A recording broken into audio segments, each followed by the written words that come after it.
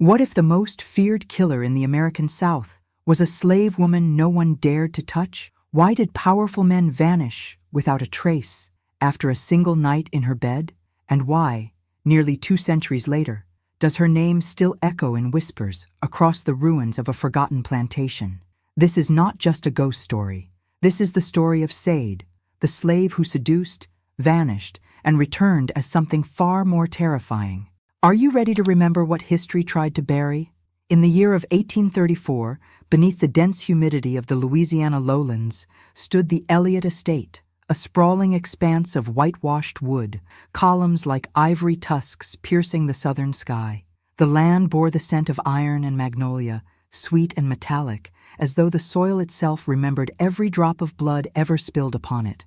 The Elliotts were an old family, descended from English merchants who had traded sugar, cotton, and flesh. They held their lineage like a blade polished by time, sharp and shining, proud of a name that had grown fat on the backs of the enslaved. Among those bound to the land was Sade. She had arrived in chains, barely more than a girl, her age guessed rather than known. Her skin was a deep obsidian, unmarred, but for the faint geometric scars of her tribe. A language carved in flesh, now silenced. She spoke little, she smiled never, but her eyes, dark and unreadable, watched everything. The other slaves said she had once been the daughter of a priestess in a village swallowed by fire, that she had crossed the ocean inside the belly of a cursed ship, the only survivor of a fever that took crew and cargo alike. Some claimed she did not sleep, only waited. The Elliots chose her not for the fields, but for the house. It was Thomas Elliott, the eldest son, who first pulled her from the slave quarters. He was young, cruel, and born into that particular madness afforded to men who believe the world is theirs to ruin. He took her the way men like him took everything, roughly, repeatedly, with a sense of divine entitlement. At night, behind closed doors, her silence became a kind of defiance, infuriating to him. He wanted her to scream, to sob, to beg. She did none of those things. She simply endured, eyes fixed on the ceiling, on the moonlight through the slats. Over time, something in Thomas shifted. He began to fear the silence more than he ever feared rebellion. Sade did not flinch. She did not bleed. When he struck her, she only stared, not with anger, not with sadness, but with a terrible patience, as though waiting for a clock he could not hear to strike its final hour. His mother, Caroline Elliott, observed the change in her son with concern. She noticed how Sade moved through the house like mist, untouched by punishment or scorn.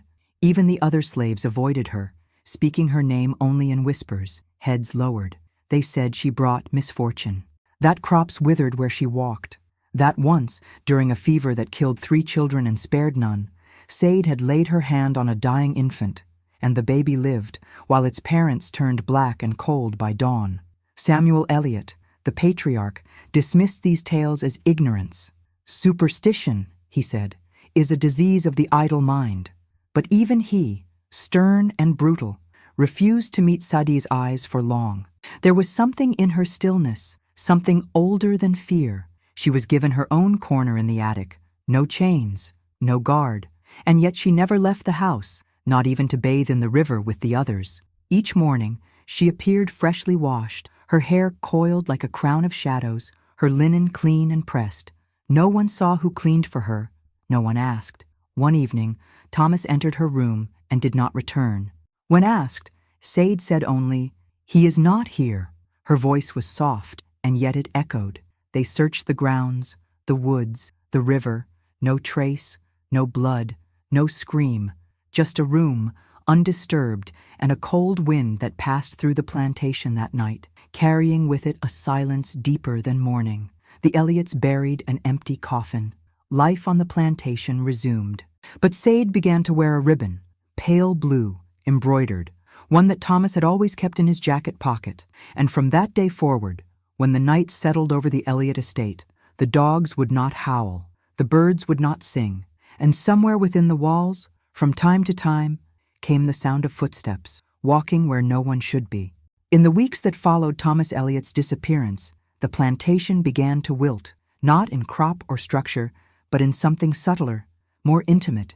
The air itself grew heavy with a damp, invisible weight, like breath held too long beneath water. The workers, black and bent-backed, cast furtive glances toward the house. They moved slower, spoke less. At night, they whispered prayers not to God, but to something older, earthbound and listening. It was said that Sade had been seen walking barefoot into the cypress swamp at the edge of the property.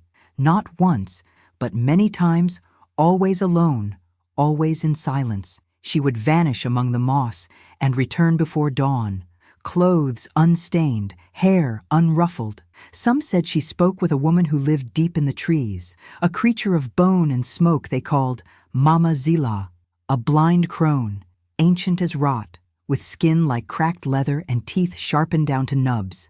Mama Zila, they said, had come from Saint-Domingue before it burned, carrying with her the last rites of the old gods, the ones who drank blood and memory. She had once been a midwife, a poisoner, a priestess. The white folk thought her long dead, if they thought of her at all. But the slaves knew better. Nothing that old dies quietly. Sade became different after her visits, not louder, not softer, simply heavier, as if the very gravity around her shifted. When the other women spoke of her, it was no longer with pity. There was fear now, brittle and sharp, like frost on iron. A baby fell ill in the quarters, its body racked by fever. Sade passed her hand over the child's face. It stilled. When the mother looked again, the fever had vanished, but so had the child's laughter. It never smiled again. In the house, Mrs. Elliot noted strange things: mirrors cracking without impact, milk curdling moments after being poured. A portrait of Thomas, hung in the dining hall, began to fade, not from age, but as though the paint itself recoiled. His face became a smear, featureless and pale. Servants refused to enter the room alone. Samuel Eliot dismissed these events as coincidence, the natural collapse of weak minds under grief. But he, too, began to drink more. He locked his study at night. He avoided the attic stairs. Sometimes he would awaken to find muddy footprints across the floorboards, leading toward his bedroom door, and stopping there. Sade no longer waited to be summoned. She moved through the house like a member of the family, attending dinners without invitation, standing silently behind chairs, her hands folded. Her presence became unbearable, yet no one dared to banish her. The mistress of the house once raised her voice in protest, only to choke mid-sentence on a fishbone that should not have been there. She did not speak for 3 days after that. Then came the second disappearance. Jeremiah, a young overseer recently hired from Savannah, had taken an immediate interest in Sade. He was bold, louder than Thomas, more vulgar.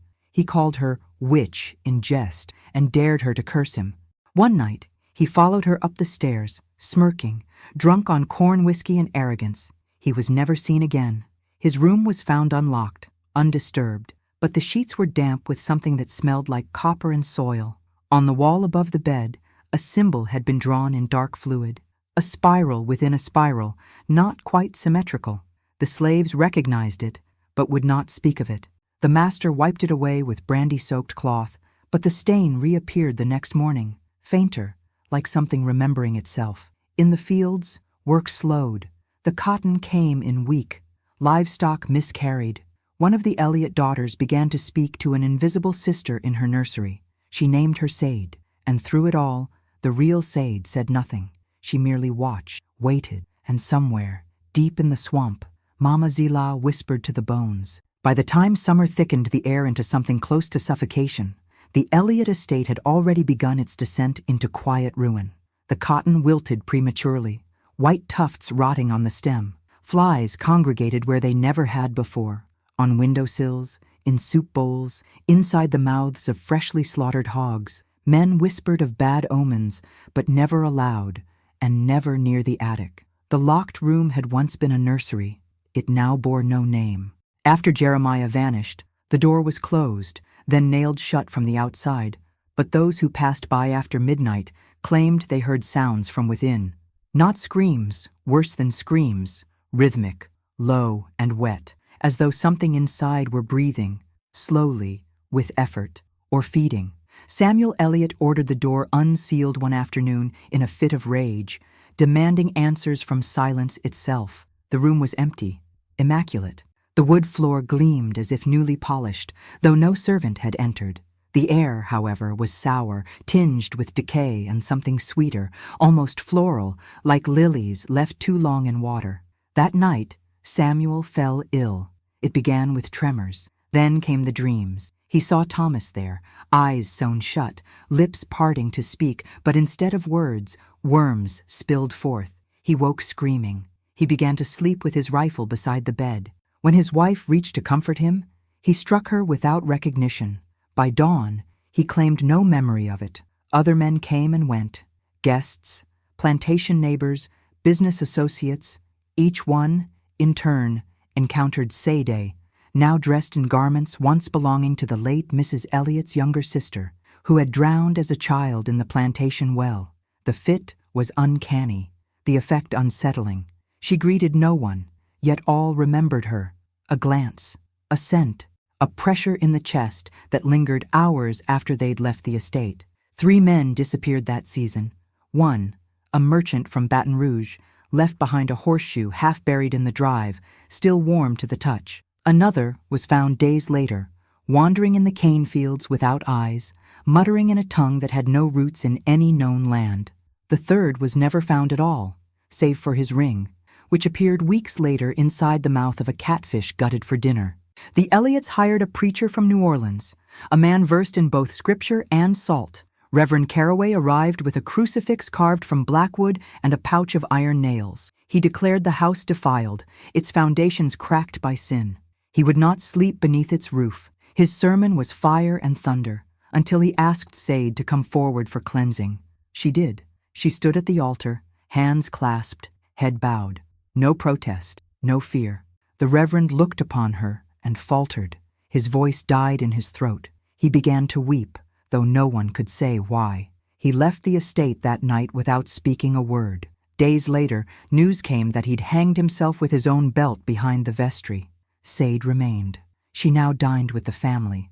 At the long table, she sat where Thomas once did, across from Samuel, who no longer looked her in the eyes. Her presence filled the room like smoke, hard to breathe, impossible to ignore. Mrs. Elliott retreated into her room and took to whispering into mirrors. The youngest daughter, Clara, began collecting dead birds and laying them at Sade's door each morning. And still, no one said her name aloud, not anymore. It was as if to name her was to summon something that had already arrived. It was the fire that revealed what had long hidden beneath the bones of the house. A careless hand, or perhaps a deliberate one, left a kerosene lamp burning too near the drapes in the kitchen. By morning, the east wing was blackened, its walls blistered, smoke clawing up into the rafters like some wretched thing trying to flee. Servants scrambled with buckets while the Elliott family watched from the lawn, their silence thicker than the smoke. When the flames were finally extinguished, what remained was not ruin, but revelation. The collapse of the floor in the southern corridor exposed a chamber none remembered building.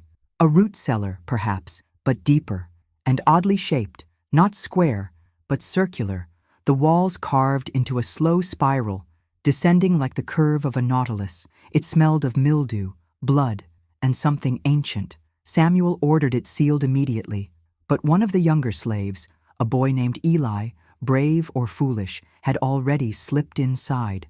When he emerged, he would not speak, not that day, not ever again.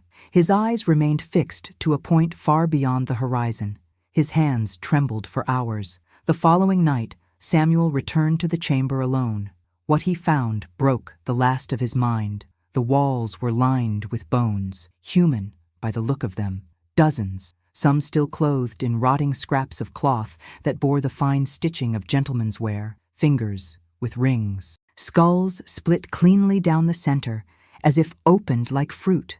And at the center of the spiral, arranged with disturbing care, was the corpse of Thomas Elliott, or what remained of him. His face was preserved in wax, a grotesque mask stretched over bone, eyes hollow. In his mouth, sewn shut with horsehair, had been placed a small idol carved of ivory, a woman with no eyes and too many arms. Samuel fell to his knees, and something cracked within him.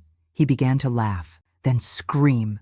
When the others pulled him from the pit, he bit at them like a feral dog. He never spoke again. the house entered a period of quiet implosion. Mrs. Elliot locked herself in the music room and played the same hymn on the piano until her fingers bled.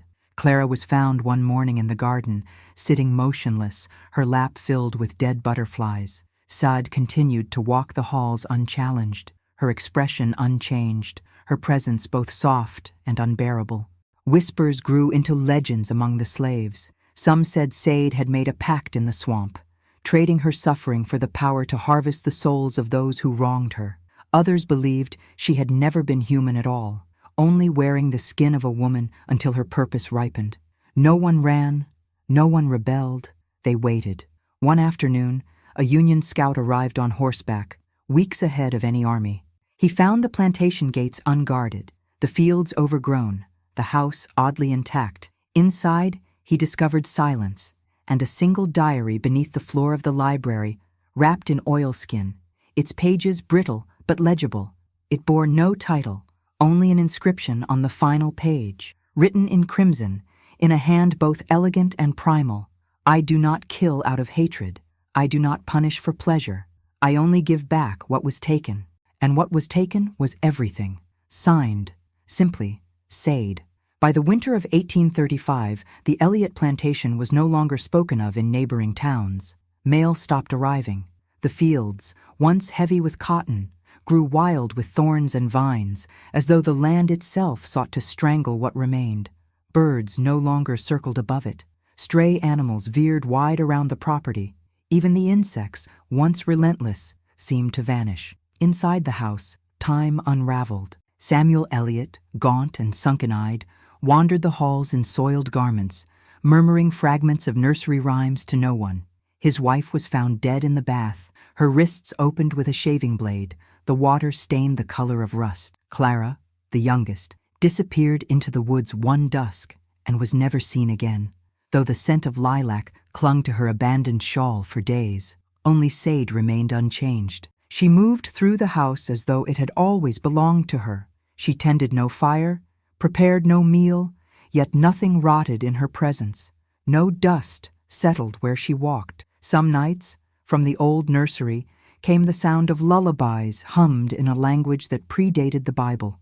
In the attic, the dolls once owned by Clara were found arranged in circles, their mouths stitched shut with golden thread. Then came the final storm. A black squall swept from the gulf, thunderless and slow, as though time itself held its breath. It hovered above the Elliot estate for 3 days. On the third night, a bolt of lightning struck the tower where the chapel's bell had hung, untouched for years. The bell rang once. That single note echoed for miles. By dawn, the house had burned to its foundation. No bodies were recovered, no survivors. The land was left to rot, unclaimed, unsold. Travelers who passed near its remains reported strange phenomena: sudden nosebleeds, flickering lights in the trees, dreams of being watched by a woman with no shadow. Decades later, during the final years of the Civil War, a regiment of Union soldiers came upon the overgrown ruins. Among the rubble, they found a cellar sealed in iron. It took hours to pry open. Inside, there were no bodies, only a chair, a small table, and a leather-bound book untouched by mold or flame. The final page held a single line: "To awaken the buried, one must only remember." Beneath it, pressed between pages, was a ribbon, pale blue, embroidered, and the distinct scent of magnolia and ash. Sade was never found. But in every plantation where a master's cruelty went unpunished, where silence was enforced by whip and hunger, stories began to circulate of a woman who came in the night, who watched without blinking, who whispered not in words, but in promises carried on wind and bone. They called her different names, but the wisest among them knew the name didn't matter. She was not vengeance, she was memory, and memory never dies.